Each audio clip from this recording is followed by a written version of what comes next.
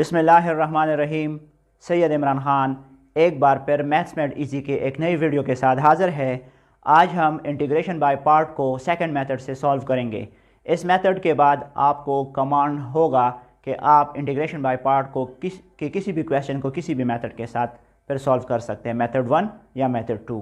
तो इसके लिए सेकंड मेथड में मैं कोई से दो फंक्शन एफ ऑफ एक्स और जी ऑफ एक्स लूँगा और एक को मैं एफ ऑफ एक्स को फ़र्ज़ करें मैं यू से रिप्रेजेंट कर रहा हूँ तो जी ऑफ एक्स को मैं वी से रिप्रेजेंट करूँगा और फिर उसकी जो इंटीग्रेशन फॉर्म होगी वो कुछ यूँ होगी कि let we have two functions F of X is equal to U and G of X is equal to v। तो अब ये जो दो फंक्शन है इसको जब मैं इंटीग्रेशन फॉर्म में लिखूंगा यानी u v dx, ये दो फंक्शन है, एक u और एक v। इसका integration with respect to dx जब मैं लूँगा तो u इसका फर्स्ट फंक्शन और v इसका सेकंड फंक्शन कहलाता है। तो इसकी इंटीग्रेशन फॉर्म ये होगी कि first into integration of second minus integral derivative of the first into integration of the second v है dx और इन पूरे प्रोसेस का होल dx। दोबारा मैं बताऊं, अगर आपके पास दो फंक्शन है u और v, फ़र्ज़ करें u आपका फर्स्ट फंक्शन है और v आपका सेकंड फंक्शन है, तो इसकी जब इंटीग्रेशन आप लेंगे u डॉट वी dx की इंटीग्रेशन आप लेंगे तो इसकी इंटीग्रेशन बराबर होगी first into integration of the second, that is second is v, so v dx, so u into integration of v dx minus integral derivative of the first function that is u into integration of the second function that is v dx और इस whole का फिर dx, क्योंकि ये integral है तो यहाँ पे जितना भी प्रोसेस होगा इसका जो भी आंसर आएगा उसकी integration with respect to dx हम आखिर में लेंगे। तो ये फार्मूला आपको याद रखना होगा। ये सेकंड मेथड है इंटीग्रेशन बाय पार्ट का, तो इसी पे भी हम इंटीग्रेशन बाय पार्ट्स के क्वेश्चन कर सकते हैं। मिसाल के तौर पे हमारे पास ये एक एग्जांपल है,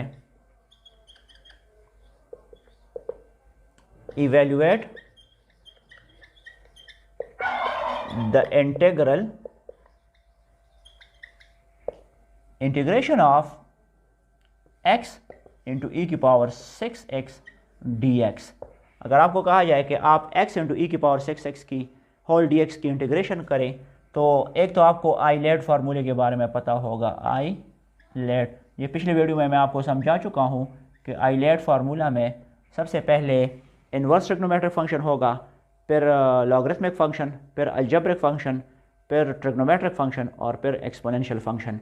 यहाँ पे जो x है ये अलजेब्रिक फंक्शन है और e की पावर 6 जो है ये एक्सपोनेंशियल फंक्शन है। तो a और e में यहाँ पे a पहले आता है, e बाद में आता है। So a is the, that is x is the first function and e की power 6 is the second function।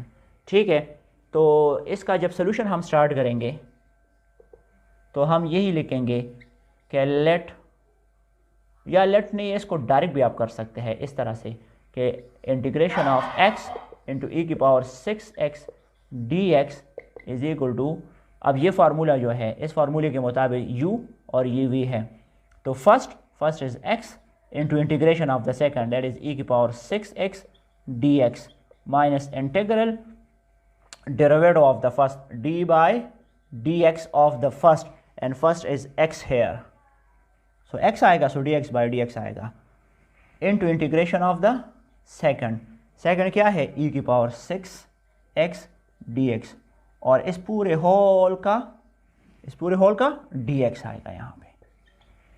First into integration of second minus integral derivative of the first integration of the second whole dx। ठीक है, तो अब इसके बाद x और e की power 6 की इंटीग्रेशन जो है वो e की पावर 6x और इसके नीचे फिर 1 आएगा, सॉरी इसके नीचे 6 आएगा यहाँ पे जो भी कांस्टेंट होगा, minus integral dx by dx से 1 आता है और इंटीग्रेशन ऑफ e की पावर 6x से e की पावर 6x ओवर 6 दोबारा आएगा और इस पूरे होल का फिर आखिर में आप लेंगे dx। अच्छा, तो 6 को पहले लेके आते हैं तो x बाई 6 हो जाएगा ये इंटू ई की पावर 6x माइनस, और 1 को इससे 1/6 को चलो इंटीग्रेशन से बाहर निकालते हैं, और यहाँ पे e की पावर 6x की हम इंटीग्रेशन लेंगे dx के साथ। तो x/6 e की पावर 6x माइनस 1/6, और इसकी इंटीग्रेशन करें तो e की पावर 6x, और फर्दर 6x का जो अब हम दोबारा इस पे पावर ला इस्तेमाल करेंगे तो इसका डिनोमिनेटर में 6 आएगा, प्लस एनी कांस्टेंट c, क्योंकि ये इनडेफिनिट इंटीग्रल है। तो इसका आंसर ये बनता है कि x/6 e की पावर 6x माइनस 1/6 36, सो 1/36 इंटू e की power 6x plus constant of integration. This is the required answer of this question. अच्छा, तो ये इंटीग्रेशन बाय पार्ट से मैंने क्वेश्चन को ट्राई किया है कि अगर आपके पास दो फंक्शन है x और e की पावर 6x होल dx, इसके आप इंटीग्रेशन लेते हो तो first into integration of second minus integral derivative of the first into integration of the second whole dx। ये फार्मूला आपको याद रखना होगा, इसी के मुताबिक आप इंटीग्रेशन के रूल्स को अप्लाई करें तो इसका आखिर में यही आंसर बनता है। और आपके जहन में आईलेट भी हो कि आईलेट से क्या मुराद है, तो इनके जो फंक्शंस मैंने आपको बताए हैं वो पहला कौन आएगा, ILATE, ये ऑर्डर में है, फर्स्ट ये होगा, फिर सेकंड, थर्ड, फोर्थ और फिफ्थ इसी तरह। तो इसमें से दो फंक्शंस होंगे, तो फर्स्ट यहाँ से शुरू होगा, फिर सेकंड आखिर में जाके उस पर ख़त्म होगा।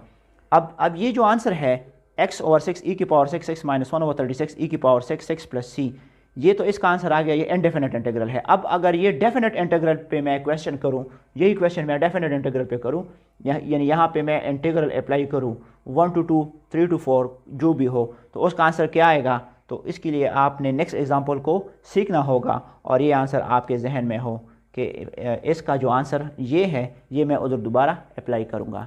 तो आइए नेक्स्ट एग्जांपल अभी देखते हैं कि उसमें हम डेफिनेट इंटीग्रल के क्वेश्चन को कैसे सॉल्व करते हैं। डियर स्टूडेंट, एग्जाम्पल 2 से स्टार्ट लेते हैं।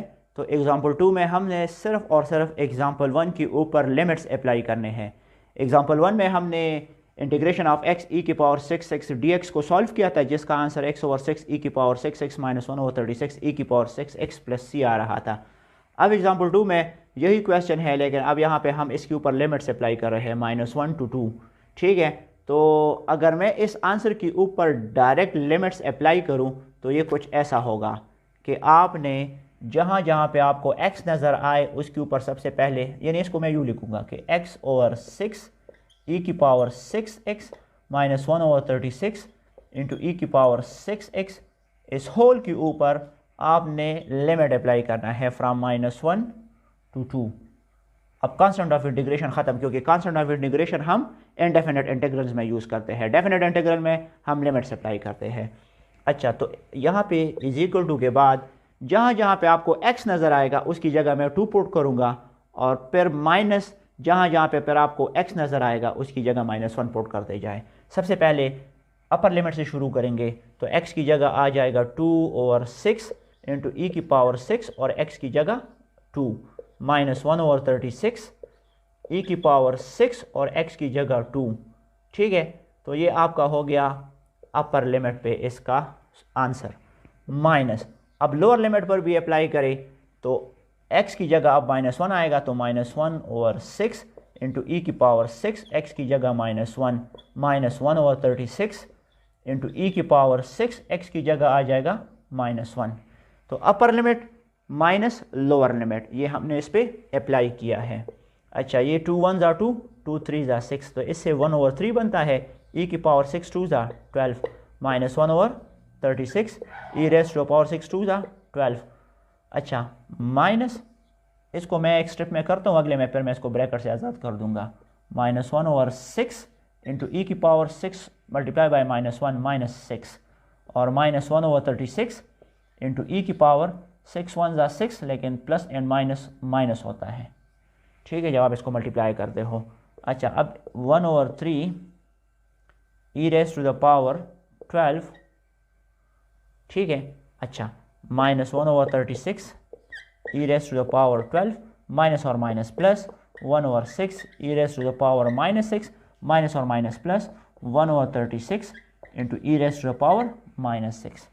अच्छा, जहाँ जहाँ पे आपके पास e raise to the power 12 है उसमें से e की पावर 12 को कॉमन करें, जहाँ पे e की पावर -6 है उधर e की पावर -6 को आप कॉमन करें। तो यहाँ पे e की पावर 12 को जब मैं कॉमन करूँगा e की पावर 12 को, तो मेरे पास 1/3 माइनस 1/36 ब्रैकेट में आ जाएगा प्लस, और यहाँ पे इन दोनों में e की पावर -6 को मैं कॉमन करता हूँ तो 1/6 प्लस 1/36 ब्रैकेट में आएगा। जब आप 1/3 को इसके साथ मल्टीप्लाई करते हो यही आता है, माइनस इसको इसके साथ मल्टीप्लाई करें दोबारा ये फॉर्म आता है, प्लस 1/6 को इसके साथ मल्टीप्लाई करें यही फॉर्म बनता है, प्लस इंटू प्लस से प्लस आता है, इसको इससे मल्टीप्लाई करें यही फॉर्म दोबारा आता है। ठीक है। अच्छा, अब यहाँ पे 3 और 36 का मैं एलसीएम लेता हूँ तो 3 और 36 का एलसीएम 36 आएगा। 3 multiply by 12 is equal to 36, that is 3 12 ज़ा 36, उसी 12 को 1 से मल्टीप्लाई करें, 12 1 ज़ा 12 माइनस 36 1 ज़ा 36, 1 1 ज़ा 1, E raise to the power 12 इसके साथ है, प्लस इन दोनों का भी एलसीएम ले, 6 और 36 का एलसीएम 36 आता है, 6 6 ज़ा 36, सो 6 1 ज़ा 6 प्लस 36 1 ज़ा 36, सो 1 1 ज़ा 1 into E raise to the power -6। Okay, 12 से 1 को माइनस करें तो 11 over 36 into E raise to the power 12 plus 7 और 1 को 6 और 1 को ऐड करें 7 over 36 into E raise to the power -6। तो ये इस डेफिनेट इंटीग्रल का आंसर आ रहा है कि integration from -1 to 2x into ई की पावर 6x dx, इसको जब आप उस इक्वेशन ए पे डायरेक्ट अप्लाई कर दो जो कि आंसर था पिछले क्वेश्चन में, और आप इसके लिमिट्स अप्लाई करते हो तो इसका ये आंसर बनता है। ये तो पहले से मैंने एक आंसर पे इसके लिमिट्स को अप्लाई किए हैं तो इसका ये आंसर बनता है। अब चेक करते हैं, जब मैं इसको इब्तिदा से दोबारा सॉल्व करूँगा, जब मेरे पास ये ना हो और इसको मैं इब्तिदा से सॉल्व करूँगा तो वो मैं चेक करूँगा कि आया वो आंसर और ये आंसर सेम है या नहीं। तो इसके लिए आपने वो सेकंड मेथड अभी देखना होगा, उसी में आपको पता चलेगा कि ये आंसर, और जब मैं सेकंड मेथड से इसको करूँगा तो इन दोनों के आंसर सेम होंगे। डियर स्टूडेंट, अब वही एग्जाम्पल 2 को मैं इब्तिदा से दोबारा सॉल्व कर रहा हूँ। तो हमारे पास वही इंटीग्रेशन का क्वेश्चन है डेफिनेट इंटीग्रल का कि x इंटू ई की पावर 6 dx का हम इंटीग्रेशन लेंगे फ्राम -1 to 2, ये इनके लिमिट्स हैं। तो पिछले एग्जांपल में जब मैंने इसको डायरेक्ट इक्वेशन का जो आंसर मुझे था उसी से मैंने इसको सॉल्व किया था, उसमें 11 और 36 ई की पावर 12 प्लस 7 और 36 इंटू ई की पावर -6 इसका आंसर बन रहा था, जो कि इनडेफिनेट इंटीग्रल से मैंने इनके वैल्यूज़ डायरेक्ट इनके पुट किए थे डेफिनेट इंटीग्रल पे, तो इसका ये आंसर बन रहा था। लेकिन अगर मैं इसको इब्तिदा से दोबारा सॉल्व करूं और मैं चेक करता हूं कि आया इसका यही आंसर दोबारा आता है या नहीं, तो इसके लिए फिर से आपने इसका फर्स्ट फंक्शन और इसको सेकंड फंक्शन का नाम देना होगा। तो इसको जब मैं सॉल्व करूंगा तो first into integration of the second dx minus integral derivative of the first जो कि x है into integration of the second e की पावर 6x dx, और इस होल का dx आएगा यहाँ पे। लेकिन यहाँ पे मैंने लिमिट्स अप्लाई करने हैं फ्राम -1 to 2, फ्राम -1 to 2। ठीक है, तो अभी देखते हैं इसको, आगे मैं सॉल्व कर रहा हूँ। तो x इंटू इसकी इंटीग्रेशन ले तो e की पावर 6x ओवर 6 यही आएगा, और इस पे हम लिमिट अप्लाई करेंगे फ्राम -1 to 2 माइनस, और इसकी इंटीग्रेशन जब मैं लूँगा तो dx बाई dx से 1 आता है, तो इंटीग्रेशन फ्राम -1 to 2 इसका तो 1 आ रहा है, और e की पावर 6x dx का जब हम इंटीग्रेशन लेंगे तो इसका इंटीग्रेशन e की पावर 6x ओवर 6 आएगा, और इसके साथ अब मैं लेता हूँ होल dx। अच्छा, तो 6 को यहाँ पे करें तो x ओवर 6 इंटू ई की पावर 6x, और इस पे लिमिट है फ्राम -1 to 2 माइनस, और इसमें से 1 ओवर 6 को बाहर कर दे, और इंटीग्रेशन ऑफ e की पावर 6x dx का जब आप इंटीग्रेट करेंगे तो e की पावर 6x ओवर 6, और इसके साथ जो लिमिट्स है फ्राम -1 to 2 ये आएंगे।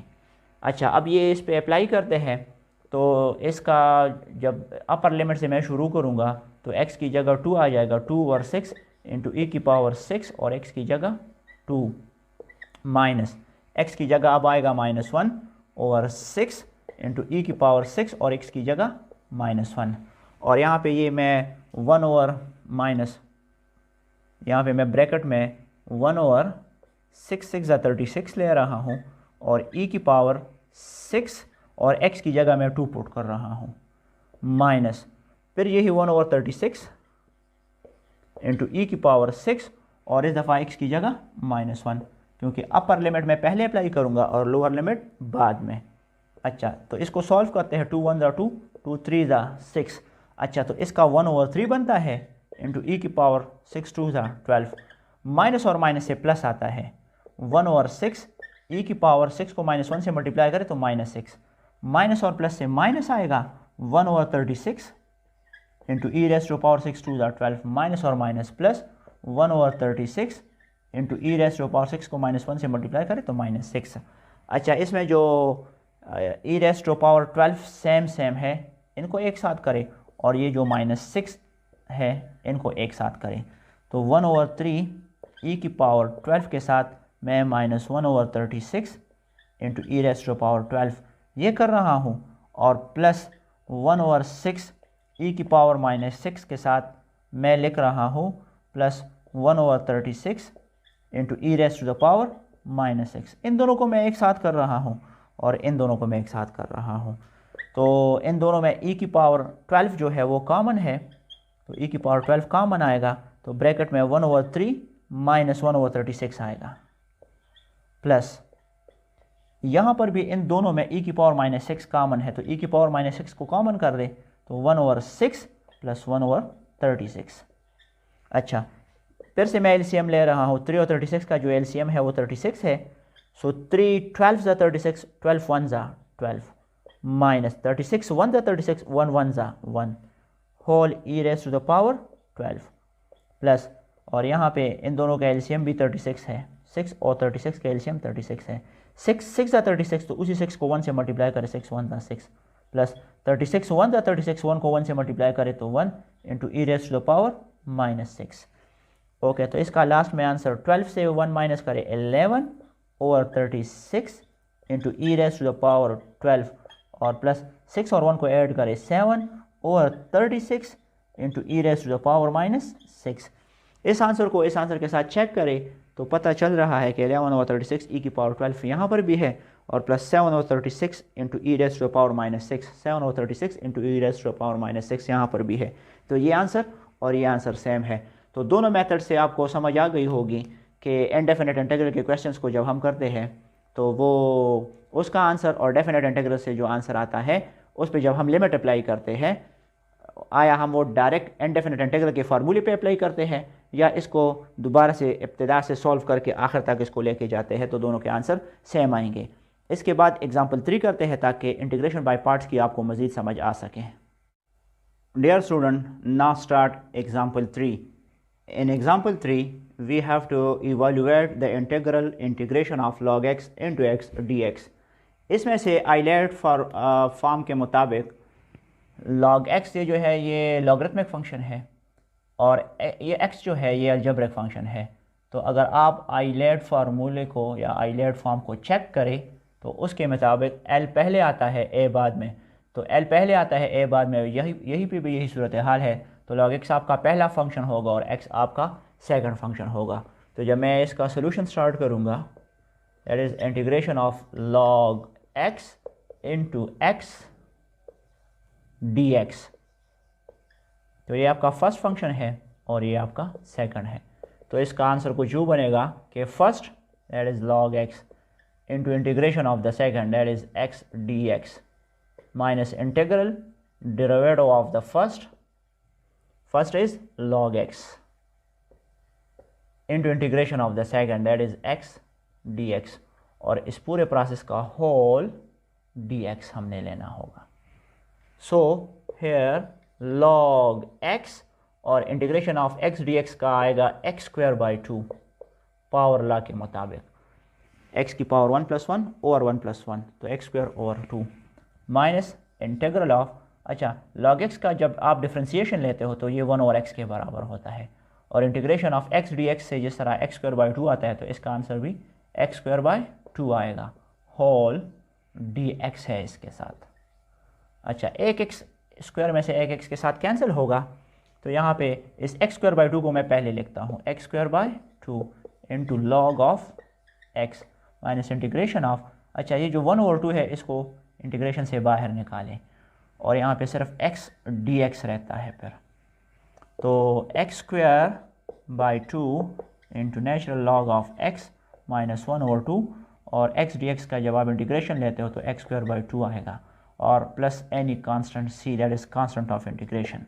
सो X square by 2 into log of X minus 1/2 2 ज़ा 4 into X square plus C is the required answer. So integration of log X into X D X, जब हम इसमें से log x को first function और x को second function लेंगे तो first into integration of second minus integral derivative of the first into integration of the second whole dx. Process चलाए, आखिर में आपके साथ आपका जो आंसर बनेगा वो x square by 2 log x minus 1/4 x square plus c ये होगा. अब इसके बाद नेक्स्ट एग्जाम्पल 4 को ट्राई करते हैं ताकि आपको इंटीग्रेशन बाई पार्ट्स की मज़ीद समझ आ सके. Dear student, now we will solve example number 4. In example number 4 we will have to evaluate the integration of a square minus x square under the root dx. इसमें से हमारे पास सिर्फ एक ही फंक्शन है a square minus x square under the root, इसमें second function नहीं है और इसको हमने चूंकि इंटीग्रेशन बाय पार्ट्स फार्मूला से करना है तो इसमें जो हमारा सेकंड फंक्शन होगा वो 1 होगा. तो इसको सॉल्व करते हैं और इसकी सोल्यूशन के लिए मैं ये let I is equal to, इस इंटीग्रेशन को मैं I का नाम देता हूँ, that is integration of A square minus x square under the root D x. अच्छा, so I is equal to, इसको फर्दर मैं यूँ भी लिख सकता हूँ कि integration of A square minus x square under the root into 1 D X, ताकि ये हमारे पास फर्स्ट फंक्शन हो और ये सेकंड फंक्शन हो. तो अब इंटीग्रेशन बाय पार्ट्स का जो फार्मूला है वो फर्स्ट से शुरू करेंगे, first into integration of second.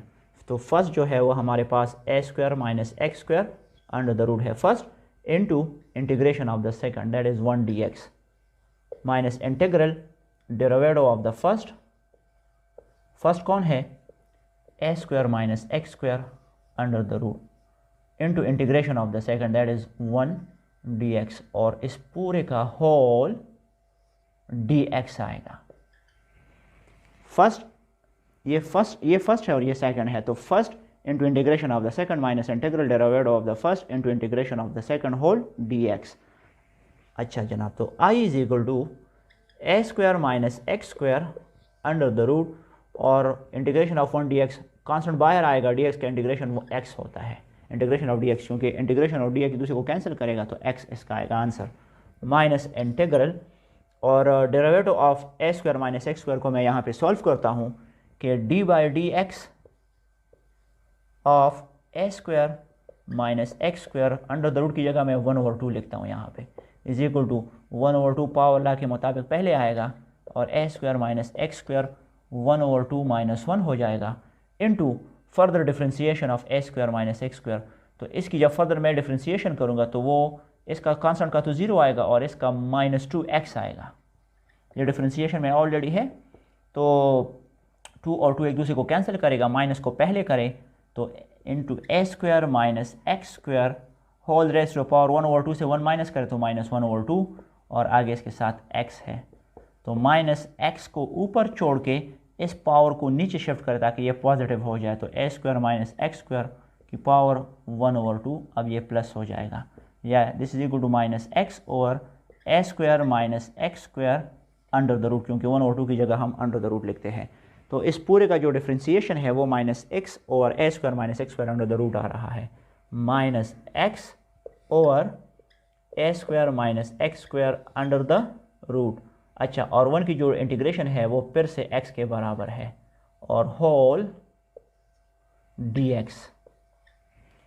Okay, so this is equal to integration of A square minus x square under the root. X को मैं चलो यहाँ पहले लिखता हूँ x इंटू दिस. अच्छा, और minus integration of minus X और x को मल्टीप्लाई करें तो minus x square over integration of over A square minus x square under the root dx. अच्छा, यहाँ पे इस माइनस को मैं बाहर करके प्लस भी कर सकता हूँ, लेकिन मैं इसको इसलिए नहीं कर रहा क्योंकि इस माइनस को मैं ख़ास मकसद के लिए अब यहाँ पे यूज़ करूँगा, और वो क्या है, वो ये है कि मैं यहाँ पे एक ख़ास फॉर्म बना रहा हूँ और उसके लिए मुझे यहाँ पे ए स्क्वायर चाहिए ताकि ए स्क्वायर माइनस एक्स स्क्वायर ऊपर अगर है तो वो नीचे भी हो, नीचे ऑलरेडी है तो यहाँ पे मुझे ए स्क्वायर चाहिए. तो ए स्क्वायर को मैं सिर्फ इस तरह नहीं लिख सकता कि एडिंग ए स्क्वायर, जब मैं ए स्क्वायर को ऐड करूँगा तो मैं ए स्क्वायर को सब्ट्रैक्ट भी करूँगा, क्योंकि मैंने इस इक्वेशन के राइट हैंड साइड को बैलेंस भी रखना है. So adding and subtracting A square to the right hand side of this equation. So I is equal to x into A square minus x square under the root minus integration of adding A square and subtracting A square. So plus A square minus A square cancel होंगे और यहाँ पे minus x square को मैं बीच में रख रहा हूँ और divided by A square minus x square under the root D X. यहाँ पे अगर ये plus A square minus A square मैं कैंसिल करूँ तो इससे दोबारा माइनस एक्स स्क्वायर और ए स्क्वायर माइनस एक्स स्क्वायर ये फॉर्म बनता है इंटू डी एक्स. लेकिन इसको मैं कैंसिल नहीं करूँगा, इसको मैं ख़ास मकसद के लिए लिख रहा हूँ और वो ख़ास मकसद ये है कि यहाँ पे मैं आपको कैंसिलेशन करूँगा. So I is equal to x into A square minus x square under the root minus integration of.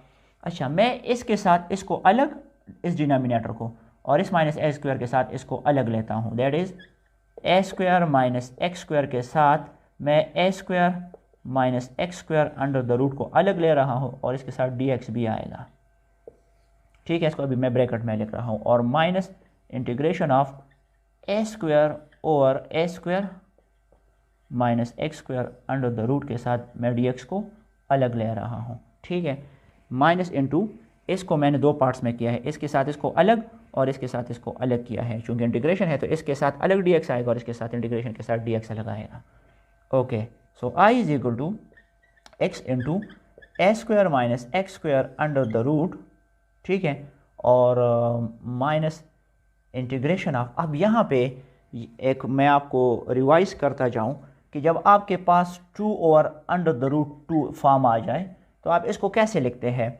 इस 2 को मैं इस तरह भी लिख सकता हूँ कि under the root 2 multiply by under the root 2, क्योंकि 2 2 4 आता है तो 4 अंडर द रूट से फिर 2 इसका कॉमन एक स्क्वायर रूट से इसको जब हम आज़ाद करते हैं, या अगर 2 अंडर रूट मल्टीप्लाइड फॉर्म में है सेम हो तो उसका एक आंसर वही नंबर आएगा जो अंडर रूट के अंदर हो. ठीक है, तो 2 under the root multiply by 2 under root is once again 2, लेकिन इस 2 को मैंने under the root 2 multiply by under the root 2 की फॉर्म में लिखा है और डिनोमिनेटर में भी अंडर द रूट 2 है. तो एक अंडर द रूट 2 इसके साथ कैंसिल, तो इसका आंसर आएगा अंडर द रूट 2. इसकी एक मिसाल ये भी है कि ए और ए अंडर द रूट को जब मैं लिखता हूँ तो इसको मैं under the root a multiply by under the root a और अंडर द रूट ए की शक्ल में भी लिख सकता हूँ. इन दो अंडर रूट ए में से इसका एक आंसर ए आएगा. अच्छा, तो अंडर रूट ए और अंडर रूट ए कैंसिल होंगे, so under the root A is the answer. तो इसी लॉ के मुताबिक ये जो भी मैंने किया है ये प्रोसेस मैं यहाँ पर कर रहा हूँ. तो ए स्क्वायर माइनस एक्स स्क्वायर को जब मैं अंडर रूट में लूँगा 2 दफ़ा, that is a under the root minus x under the root multiply by a under the a square minus x square under the root multiply by A square minus x square under the root. तो एक a square minus x square under the root इसके साथ cancel होगा और एक a square minus x square under root में रहेगा. That is A square minus x square under the root एक आएगा, इसके साथ डी एक्स आएगा और माइनस से प्लस आता है और इंटीग्रेशन ऑफ ए स्क्वायर और ए square minus x square under the root D x ये आएगा. Okay, so I is equal to x into A square minus x square minus, और ये जो चीज़ है a square minus x square d x, a square minus x square d x, ये I के बराबर है तो इसकी जगह मैं आई लिखता हूँ. और यहाँ पे ए स्क्वायर को अगर मैं इंटीग्रेशन से बाहर कर दूँ तो वो ए स्क्वायर यहाँ पे आएगा और यहाँ पे 1 आएगा.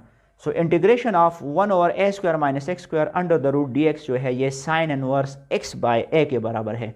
ये हमारे पास एक फार्मूला है, that is integration of 1 over A square minus x square under the root D X अगर आपके पास है तो ये sine inverse x by A के बराबर है.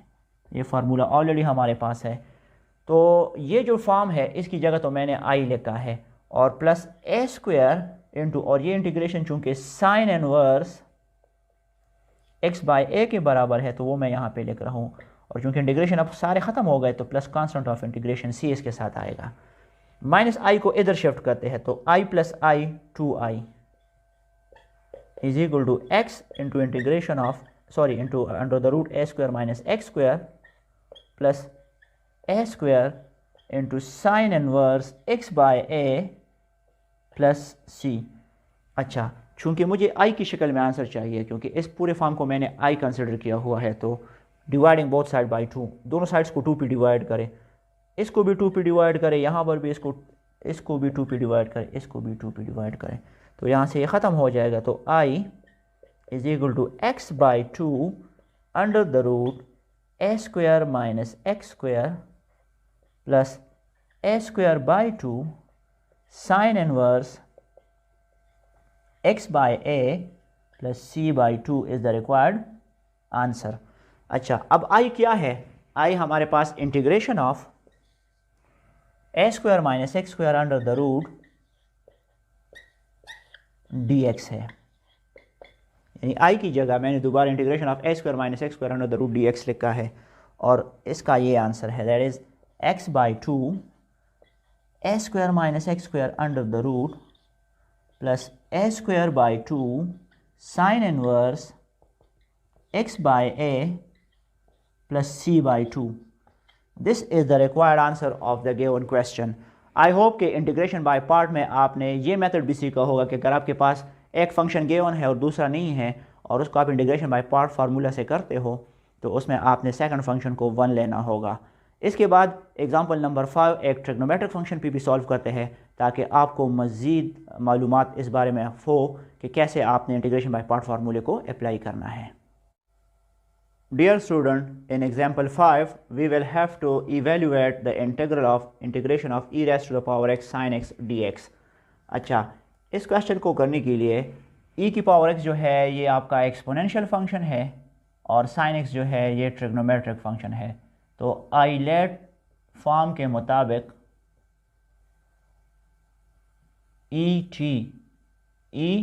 e पहले यहाँ पे है और t बाद में है, लेकिन यहाँ पे t पहले आता है e बाद में, तो हमने sin x को पहले करना होगा और e की पावर x को बाद में करना होगा। तो इसका जब हम सोल्यूशन लिखेंगे तो यहाँ पे आप let i is equal to, इस फंक्शन को i का नाम दे, that is integration of e raise to the power x sin x dx। और इसको फर्दर मैं यूँ लिखूँगा कि sin x को मैं पहले करता हूँ और e की पावर x को सेकंड करता हूँ इंटू dx। ये आपका फर्स्ट फंक्शन है और ये आपका सेकंड है, क्योंकि साइन जो है ये ट्रिग्नोमेट्रिक है और e की पावर x जो है ये एक्सपोनेंशियल है, तो ये बाद में होगा।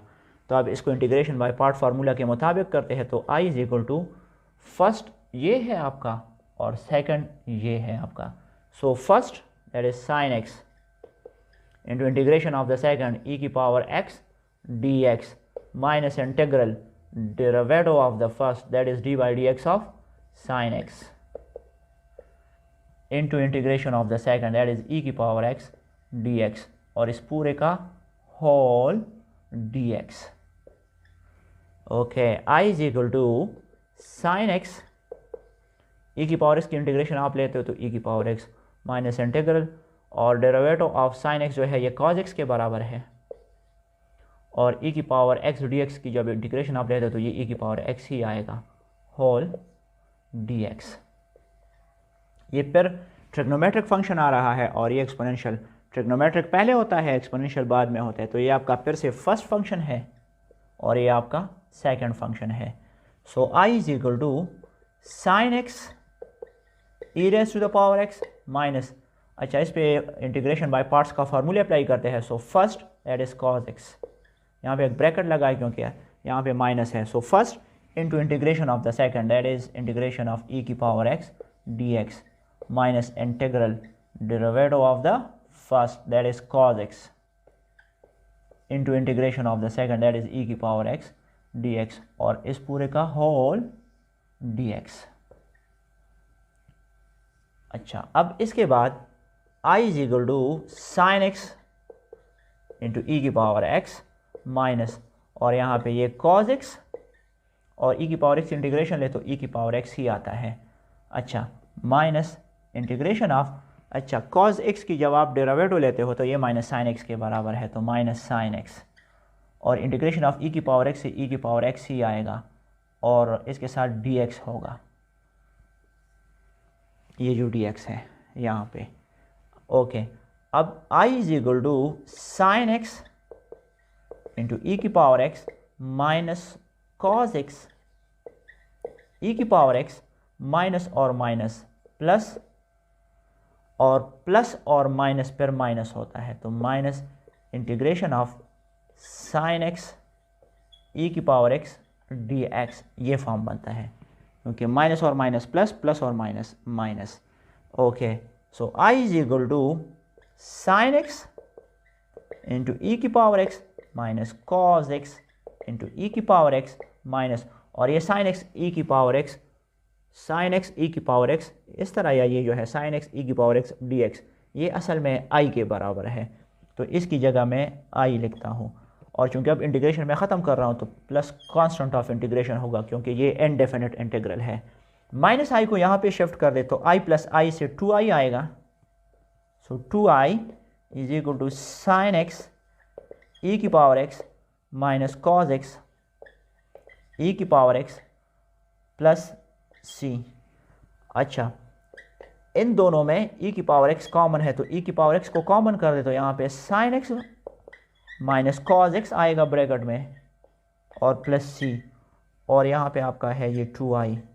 Okay, dividing both side by 2, ताकि यहाँ पे मुझे सिर्फ i की वैल्यू मिल जाए। सो इसको भी 2 पे डिवाइड करें, इसको भी 2 पे डिवाइड करें, इसको भी 2 पे डिवाइड करें, that is dividing each term by 2। 2 will cancel with 2, so i is equal to e raised to the power x over 2 into sin x minus cos x plus c by 2। This is the required answer. लेकिन अब i को आपने क्या, ये i आपने किसकी जगह लिया था, इंटीग्रेशन ऑफ, तो i की जगह ये लिख के इंटीग्रेशन ऑफ e की power x sin x dx, यही असल में हमारा क्वेश्चन था। e की power x sin x dx, जिसको मैंने i सपोज किया हुआ था, और वो बराबर है e की power x over 2 into integration of sin x minus cos x plus c by 2। This is the required answer. So integration by parts पे मैंने कुछ एग्जांपल्स आपको कराए हैं। आई होप कि आप लोगों ने इंटीग्रेशन बाय पार्ट का ये सेकंड मेथड भी सीखा होगा। इस पे आप प्रैक्टिस करें और देखते रहिए मैथ्स मेड इजी के अगले वीडियो। इसमें आपको मैं मज़ीद अच्छे वीडियोस पेश करूँगा। तब तक के लिए अल्लाह हाफ़िज़।